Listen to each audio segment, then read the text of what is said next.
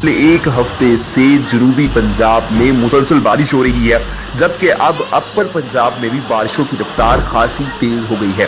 इस वक्त बलूचिस्तान, खैबर पख्तूनख्वा और पंजाब में शदीद किस्म की बारिशें हैं, जिनसे फसलों को खातर खा नुकसान पहुंचने के अलावा जानी व माली नुकसान भी हो रहा है।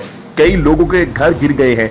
मवेशियों के चारा के नुकसान के साथ साथ गंदम की फसल जो कि पक कर तैयार हो चुकी थी वो भी खराब हो चुकी है, जबकि पंजाब और बलूचिस्तान के कुछ इलाकों में तो बारिशों का पानी सैलाब की सूरत में गंदम की तैयार फसलों के खेतों में भी पहुंच चुका है। शुबा ज़ाहिर किया जा रहा है कि ये सूरत हाल अभी और भी चंद दिन रहेगी। इस हवाले से डिप्टी कमिश्नर इस्लामाबाद ने अवामुन नास को मतला करते हुए कहा है कि वो बेवजह घर से ना निकले और अपने घरों की हिफाजत करें, क्योंकि आने वाले 48 घंटों में मुल्क में शदीद तूफान आने वाला है, जिसमें इंतहाई तेज हवा के साथ मुसलसल बारिश भी होगी।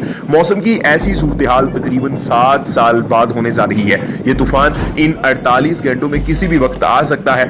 ताहम अवाम नास को चाहिए कि इस हवाले से एहतियाती तदाबीर जरूर अपनाएं, बिला वजह सफर से गुरेज करें और बच्चों को बगैर वजह के घर से ना निकलने दें। मुमकिन तूफान के पेश नजर अपनी और अपने अहले खाना की हिफाजत करें और ऐसे घरों में कतई रिहाइश ना रखें जिनके गिरने का खदशा हो। देहात के इलाकों में रहने वाले लोग जिनके घर कच्चे हैं वो खास तौर पर एहतियात करें और इन इलाकों में हरगिज ना रहें जहां पानी के इकट्ठा होने और सैलाब की सूरत इख्तियार करने का खदशा हो। इसके अलावा बिजली की तारों और खंभों से भी दूर रहें और बच्चों को अकेले घर से मत निकलने दें।